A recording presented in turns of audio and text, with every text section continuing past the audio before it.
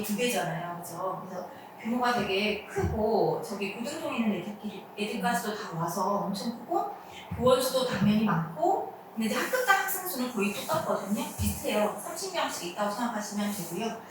그 다음에 교과서가 2015년 개정 교육과정에서는 야탑중학교는 비상교육과정을 썼고 학탑중학교는 미래를 썼거든요.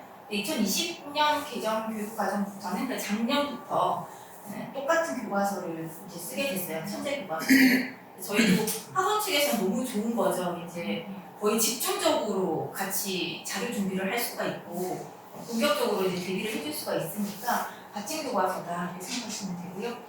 그 다음에 이제 교육 편제 보시면 국가 편제라고 생각하면 되는데 지금 국어에 관련된 것만 보시면 1학년이 68시간, 2학년, 3학년도 마찬가지로 한 학기당 국어만 68시간을 공부를 하거든요. 애들이 지금 국영수가사 다른 과목들 중에서 국어를 유독 좀 많이 배운다. 그래서 영어나 수학 51시간에 비하면 학탑중학교는 지금 85시간이에요. 자기 그 1학기만 그렇게 하는데 1학기 때 애들이 자율학기제잖아요. 자율학기제가 혹시 왜 자율학기제를 하는지 진로 때문에 진로에 관련된 17시간이 국어 시간에 포함이 되거든요. 그렇게 해서 지금 85시간에 나머지는 68시간이라고 보시면 됩니다. 그래서 국어를 왜 이렇게 많이 해야 될까? 근데 저희도 생각해보면 중학교, 고등학교 때 거의 매일 국어가 있었던 걸로 기억하시죠? 그만큼 국어에 대한 평가가 훨씬 더 정밀하게 이루어질 거고 많은 양들을 공부한다라고 생각을 하시면 됩니다. 자, 그 다음에 이제 평가를 이제 본격적으로 보시면 학탑중 1학년 1학기인데 1학년 1학기는 자율학기제니까 지필 시험이 없고 수행평가로만 진행이 되거든요. 수행평가 100%입니다. 세 가지가 있는데 시평 쓰기, 그 다음에 이제 매체로 표현하기, 그 다음에 서평 쓰기가 있어요. 그럼 이제 시평 쓰기는 뭘까요? 시평 쓰기. 시 읽고 비평 쓰는 거고 서평은 책 읽고 이제 비평을 쓰는 거잖아요. 근데 여기서 이제 논술형이라고 되어 있고 여기는 프로세스 논술형이라고 되어 있어요. 이 논술형은 그냥 글 써온 것을 바탕으로 이제 점수를 매기는 거고 프로세스가 들어간 것들은 그 과정까지도 본다고 생각하시면 돼요. 수업 시간에 애들이 글감을 어떻게 찾고 그 다음에 개요를 어떻게 작성하고 그 다음에 글쓰기 하고 그 다음에 붙여쓰기에서 제출하는 것까지의 과정들을 몽땅 다 반영하겠다. 평가에 반영을 하겠다 라고 생각하시면 됩니다. 그러면 그 중에서 이제 논술형 평가거든요. 반영이 이건 이제 30%가 전체가 글쓰기를 평가 반영할 거고요. 여기는 이제 구술형이니까 말하기를 본다는 거죠. 그래서 30% 빠지고 10% 글쓰기를 보고 30%는 구술형으로 보겠다. 그 다음에 여기서는 이제 논술형이니까 전체가 다 30%에서 전체 100% 중에서 70%는 쓴 걸 가지고 평가를 내린다고 생각하시면 됩니다. 나머지 30%는 말하는 거 가지고. 근데 말하기도 힘들고 쓰기도 힘든 애들은 너무너무 괴롭겠죠. 앞에 나와서 말하는 것도 힘든 애들이 되게 많고 글 쓰라고 했을 때 한 글자도 제대로 못 쓰는 애들도 너무 많거든요. 애들이 이제 조금 힘들 수 있다. 근데 이제 국어만 그러냐? 아니거든요. 다른 것들도 결국에는 평가를 하려면 쓰거나 말하거나 둘 중에 하나예요. PPT 애들도 만들어 놓고 이렇게 발표를 해야 된단 말이에요. 그 목소리가 큰지 작은지 학탑중은 특히 좀 그래요. 목소리를 크게 했냐 작게 했냐 특히 막 이런 거 PPT 글씨를 크게 했냐 작게 했냐 뭐 이런 것 가지고도 점수를 깎기도 한단 말이에요. 그러니까 그런 게 힘든 애들은 특히 남자애들은 조금 괴로울 수 있다. 하시면 되고요. 그 다음에 이제 야탑중을 보시면 야탑중 1학년은 시평이 아니고 시창작이에요. 네, 창작. 시짓기. 괴로울 수 있으나 네, 비유나 운율이나 상징물을 가지고 시창작하는데 이제 이런 것들은 학교에서 이제 이론을 배우고 그 이론을 제대로 적용해서 쓸 수 있느냐를 보는 거예요. 그러니까 막 되게 멋들어지게 써야 된다기보다는 이걸 제대로 배운 걸 적용시켰니를 본다고 생각하시면 되고요. 그 다음에 수행평가 두 번째가 이제 일기 목격과 글의 구조에 맞게 이게 요약하기예요. 요약하기. 글쓰기를 그냥 하는 게 아니고 잘 쓴 글을 요약하는 거. 결국에는 이게 중심 내용이 뭔지를 알아야 요약을 할 수가 있잖아요. 그렇지 못한 애들은 어떻게 할까요? 처음에 좀 쓰다가 중간 좀 쓰다가 끝에 마지막에 좀 써가지고 그게 요약이다 이렇게 하는데 그런 거를 구조에 맞게 잘 요약할 수 있느냐를 보는 게 수행평가입니다. 지금 이제 국어생활 포트폴리오는 여기 보시면 알다시피 비유와 상징의 표현 효과를 파악했냐, 내용 요약을 탐구했냐, 작품 속 갈등의 진행과 해결 과정을 파악했냐 하는 걸 봐서 수업 시간에 아까 프로세스 평가 요소가 있었잖아요. 수업의 과정을 보겠다. 네가 수업 중에 태도를 보겠다. 그거라고 생각하시면 돼요. 수업 국어 생활 자체의 포트폴리오 전체를 확인하겠다. 평가의 요소로 삼겠다. 보시면 되고요. 그 다음 2학년 거를 좀 보시면 자 이건 이제 수행평가니까 1학년 1학기에 국한되고요. 그 다음 2학기부터 본격적으로 집필평가가 들어가는데 한탑 중학교는 1학년 2학기 중간고사와 기말고사를 둘 다 치거든요. 근데 약탑 중학교는 기말고사만 치게 됩니다. 그래서 한 번만 치게 되고 그 다음에 이제 2학년으로 넘어가게 돼서 2학년 1학기 자료를 준비를 했어요. 자 보시면 집필이 60%고요. 수행평가가 40%입니다. 수행평가의 비중이 결코 작지 않고요. 네. 오히려 보시면 아시다시피 여기 있는 이게 100점이지만 사실은 퍼센테이지로 보면 30%거든요. 이건 30점이라고 생각하시면 돼요. 30점. 그 다음에 2차에서 보시면 30점이에요. 30점. 그러면 20점, 30점 해서 100점 만점인 거예요. 네, 전체가. 그러니까 우리가 객관식으로 푸는 거는 중간고사 객관식으로 푸는 거는 전체 70점이라고 되어 있지만 그것은 21점으로 다시는 환산해야 되고요. 그 다음에 논술형으로 30점으로 되어 있는 점수는 다시 9점으로 환산을 해야 된다고 생각하시면 됩니다. 한 개 틀려가지고 목숨을 맬 필요가 없다. 맬 필요가 없다. 이 점수보다 이거가 진짜 1점이다.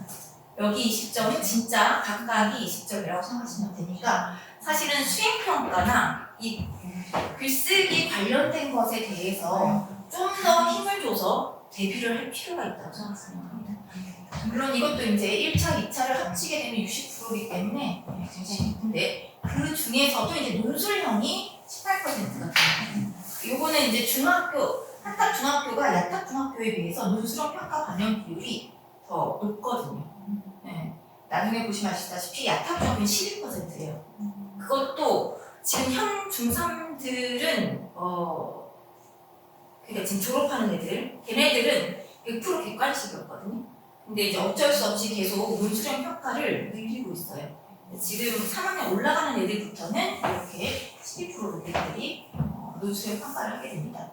수행평가는 아까 이제 2학년들이죠. 2학년들은 이제 설득 전략을 활용해서 소개하기, 그래서 구술. 그럼 20점 중에서 10%는 쓰는 거, 나머지 10%는 말하는 거. 그걸 가지고 평가를 하고요. 그 다음에 이제 토론, 수업, 기록하기, 프로세스 폴리오라고 해서 이것도 역시 이 과정을 보는 거예요. 수업의 과정. 너 제대로 듣니? 너 제대로 말했니? 다른 사람 얘기할 때 경청했니? 이런 것들을 보는 거. 그래서 쓴 것만 보는 거는 이제 12%. 나머지 8%는 그 과정을 보겠다. 라고 보시면 됩니다. 자, 이렇게 해서 학합중은 이렇게 진행이 되고요. 3학년까지 이렇게 진행된다고 보시면 되고요. 그 다음에 야탑중은 역시 60, 40은 똑같고요. 수행평가가 3개가 있죠. 3개가 있어서 10점, 20점, 10점 이렇게 40점인데 이걸 또 2개로 나눠서 3번에 걸쳐서 하게 됩니다. 이것도 마찬가지로 언어생활 포트폴리오니까 아마 그 과정을 본다고 생각하시면 될 것 같고요. 자, 그럼 1차하고 2차하고 역시 마찬가지로 이제 선택형이 좀 높죠. 그래서 객관식이 80점, 주관식이 이제 20점인데 그럼 24%와 6%니까 합쳐지면 12%, 아까는 18%였고 여기는 12%가 논술형 비중이라고 생각하시면 됩니다.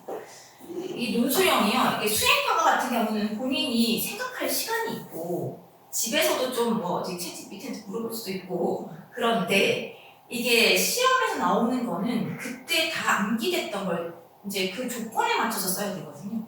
그래서 이게 약한 애들은 너무 점수가 잘 안 나오기도 해요. 이 20점이. 그래서 이게 자꾸 늘어났을 때 분리하는 애들 같은 경우는 점수가 좀 글쓰기가 잘 안 나오는 경향이 있다. 글쓰기가 너무 중요하다, 그쵸? 네, 갈수록. 네, 고등학교도 마찬가지입니다. 그렇게 해서 전체 42%가 논술형 평가 반영 비율이고요. 나머지가 지필과 구술에 있어요. 자, 그 다음에 학답중 성적을 보겠습니다. 성적 현황이고요. 성적을 보시면 이제 1학기 성적, 이제 이거는 제가 그 성적이 안 나와 있잖아요. 1학년들은 이렇게 안 나와 있어요. 지금 2학년 걸 이거 뽑았거든요. 자, 2학년 1학기를 보시면, 자, 여기 평균이 이렇게 있고요. 그 다음에 이제 성취도별 분포 비율이에요. 자, 그럼 A, B, C, D, E는 뭘 뜻할까요? A가 90점 이상, 네. B는 80점 이상. 절대평가라서, 네, 중학교는 절대평가니까 A는 90점 이상, B는 80점 이상, C는 70점 이상이라고 생각하시면 되고, 그러면 이제 그 비율이라고 생각하시면 됩니다. 전체 90점 이상의 애가 15.1%. 생각보다 별로 없죠. 적은 거예요. 왜냐하면 수학을 보시면 90점 있는 애가 30.1%예요. 네. 영어 보시면 28.5%. 국어는 15.1%. 그 다음에 평균 점수가 72.2점. 그죠? 수학은 71.9점. 그 다음에, 그럼 수학은 뭐예요? 지금 평균이 비슷한데 이렇게 높은 거는 잘하는 애는 엄청 잘하고 못하는 애는 엄청 못하고. 네. 근데 이제 국어 같은 경우는 되게 골고루 있죠. 비중이. 그러니까 애들이 초등학교 때 영어랑 수학에 대한 선행들을 많이 하잖아요. 그게 이제 2학년까지는 반짝 효과가 좀 나고요. 이게 이제 중3이나 고등학교에 올라가면 좀 무너지죠. 네. 진짜 잘하는 애들이 계속 잘하게 되고. 근데 국어 같은 경우는 뭐 학원을 다니는 애들이 아닌 경우에는 혼자서 공부하기가 조금 힘들 수도 있고 그만큼 문제를 많이 풀 수도 있으니까 이렇게 점수들이 좀 나오는 경향이 있습니다. 2학기 보시면 73.4%, 그 다음에 A 비율이 있죠. 자, 이렇게 됐다는 거는 시험도 좀 어려웠다는 뜻이에요. 시험도 그렇게 쉽지는 않았다. 왜냐면 이제 뒤에 보시면 아시겠지만 야탑중학교는 80점이 넘거든요, 평균이. 국어가. 네, 그래서 걔네 조금 쉬웠다. 네, 보시면 되겠고요. 영어 같은 경우도 A 비율이 23.4%고 좀 어려웠나 봐요. 영어는 67.32 평균 점수입니다. 자, 그리고 학탑중학교를 보면요. 국어가 평균 점수가 81.6이고 조금 쉬웠다. 그 다음에 잘하는 데도 많았다. 이렇게 생각하시면 되고요. 37.8%가 90점 이상이에요. 네. 잘하는 애가 좀 많은 거예요. 어떻게 보면 알 수 있을까요? E가 9%밖에 안 되잖아요. 아까 보시면 오늘 19%인데. 그죠? 공부를 아예 안 하는 애들. 그런 애들이 좀 있다. 여기. 그래서 9%가 있고 80점에서 여기서도 37점 이렇게 있죠. D, E가 별로 없고 여기 앞에가 좀 많죠. 그리고 수학을 보시면 여기서 이제 수학이 여기 있죠. 네. 중간고사에 77.8점이고요. 34%가 A 등급, 역시 34%가 A 등급이고요. 영어가 직장에 있어요. 영어는 여기 보시면 81.1점. 그래서 대체적으로 학탑중학교가 약학중학교 조금 문제를 쉽게 낸다. 예전에 비해서 최근에 들어서 좀 쉽게 내는 편이고, 그 다음에 학탑중학교는 그 외부 지문이나 프린트를 좀 많이 줬거든요. 그래서 그걸 가지고 문제를 그 시험을 내다 보니까 애들이 좀 힘들어했어요. 교과서만 푼 거하고는 확실히 달라서 점수가 좀 안 나오는 경향이 있습니다. 자, 그 다음에 이제 시험지를 조금 보시면요. 중학교랑 고등학교의 시험지예요. 지금 이건 중학교 거고 이건 고등학교 건데 이건 문법 문제고 이건 문학 문제거든요. 문법 문제를 보시면 후설범위 단어끼리 짝지어진 것은 뭐 이렇게 됐는데 그냥 이거 후절몽인 거를 우리가 외우거든요.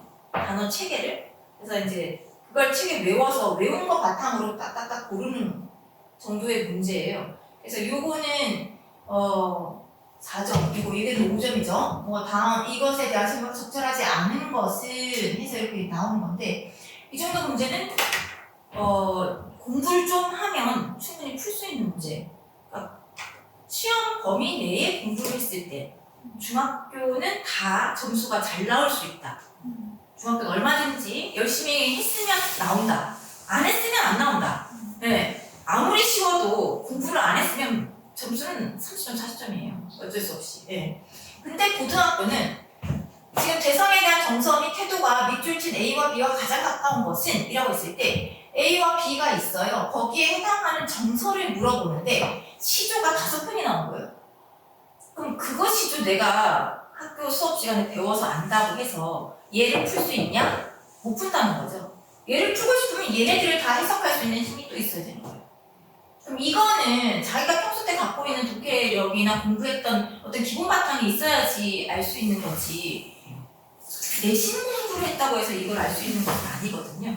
그러니까 진짜 고등학생들한테 문제를 엄청 많이 풀리고 내신 범위에 관련된 걸 아무리 많이 풀려도 정작 시험을 치고 나면 외부 지문이 너무 많이 나오고 그 다음에 선지가 이렇게 5개가 막 시가 5편이 막 나오고 이렇게 하다 보니까 점수가 잘 안 나오는 경우가 너무 많죠. 네. 근데 애들한테 어머니들이 너 왜 이렇게 공부 안 했어? 네 공부 안 해가지고 이렇게 점수가 안 나왔지? 라고 하시는데 공부를 했어요. 했는데 외부 지문 자체가 너무 많이 나와요. 그럼 이건 어떻게 하면 되나? 얘를 지금 어떻게 해야 될 것 같아요? 얘를 고등학교 가서 이제서야 할까? 그제서야 한다라고 하면 힘들다는 거예요. 그러니까 중학교 때 미리 어느 정도의 선행이 되어 있지 않으면 고등학교에 가서 수업을 알아들을 수가 없다. 그러니까 선행을 하면 고등학교에서 시험을 잘 쳐요가 아니에요. 선행을 하면 고등학교 수업을 알아듣는다. 알아듣고 거기에서 이제 자기가 공부를 더 했을 때 어느 정도 점수가 잘 나올 수 있다.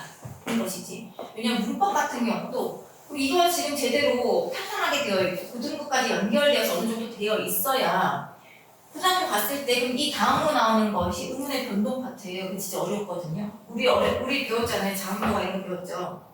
다 까먹으셨죠. 부계음악 이런 거. 네, 막 골치 아픈 거. 그거를 갑자기 선생님이 막 이렇게 설명을 하시면 이해를 못하는 거예요. 이미 용어가 암기가 되어 있고 문법에 대한 이해가 어느 정도, 흐름이 어느 정도 머릿속에 들어가 있어야 설명하는 것에 대한 이해를 할 수가 있고 그때부터 문제를 막 풀어대서 시험 대비를 할 수가 있는 거죠. 자, 그래서 그러면 이제 어떻게 해야 됩니까요? 어떻게 하면 좋을까요? 그러니까 저희 학원에서 하는 걸 좀 알려드리면요. 일단 문법 같은 경우는 지금 주로 하는 것이 이제 이렇게 제가 보통 한 판 쓴다 그러죠. 여기 칠판을 가득 쓰고요. 이걸 그대로 이제 백지 테스트를 하거든요. 그럼 이제 제가 이 과정을 얘기를 해주죠. 자, 품사에는 이런 게 있어. 근데 순서대로 이건 이거고 이 과정을 다 얘기해주고 여기에서 문장 성분으로 넘어가서 이렇게 돼. 그 과정을 얘기해주면 그 과정에 맞춰서 암기를 해야 돼요. 그 암기를 하고 그 다음에 이제 시간을 주고 지우고 이제 백지를 주고 이만큼의 내용 중에서 얼마만큼이 네 머리에 들어가 있니?를 물어보는 거거든요. 그럼 진짜 애들마다 표가 딱 나요. 어떤 애는 내가 얘기했던 이 예문까지도 다 쓰는 애들이 있어요. 예문까지 다 쓰고 정말 조그맣게 쓴 그런 것까지 다 쓰는 애가 있고 그 다음에 순서도 내가 말했던 그 순서 그대로 쓰는 애들이 있고 어떤 애는 여기 이거 한 개 기억나. 중간에 이거 하나 써놨어. 어떤 애는 이거 처음에 말했던 그것만 생각나.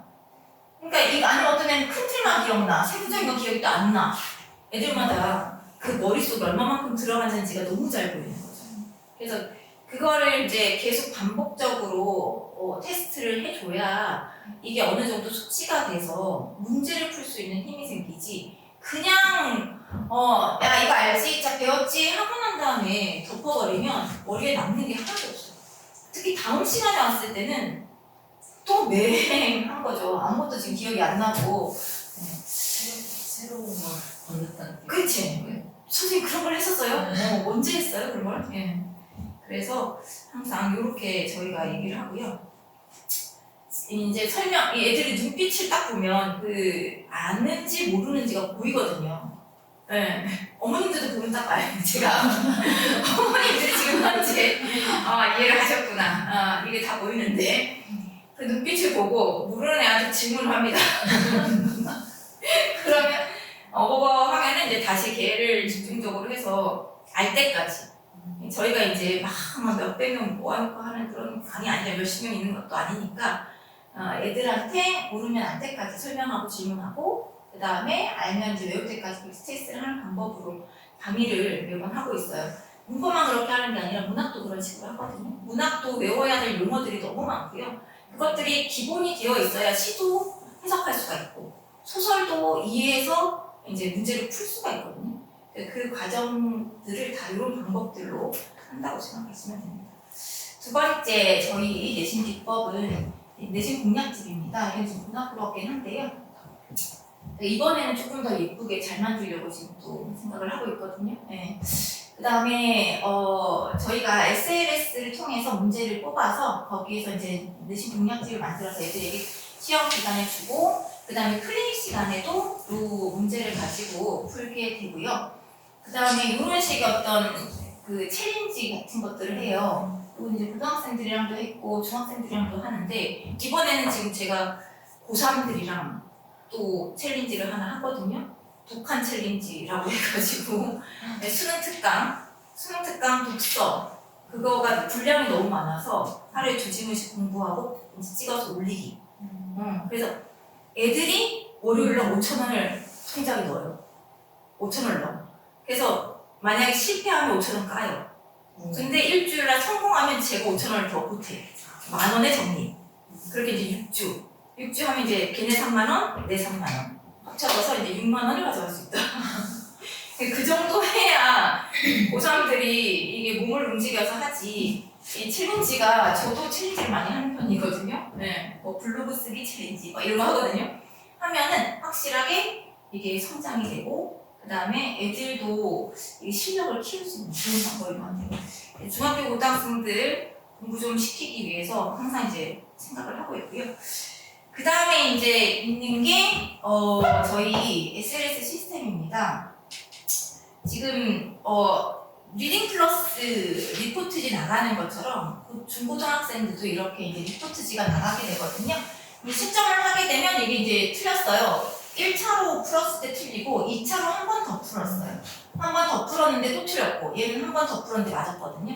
이런 식으로 여러 번 풀 수 있게끔 되어 있고 그다음에 오답 노트를 작성할 수 있게 자기가 왜 이게 문제가 틀렸는지에 대해서 오답 노트 쓰는 것까지 되어 있고요.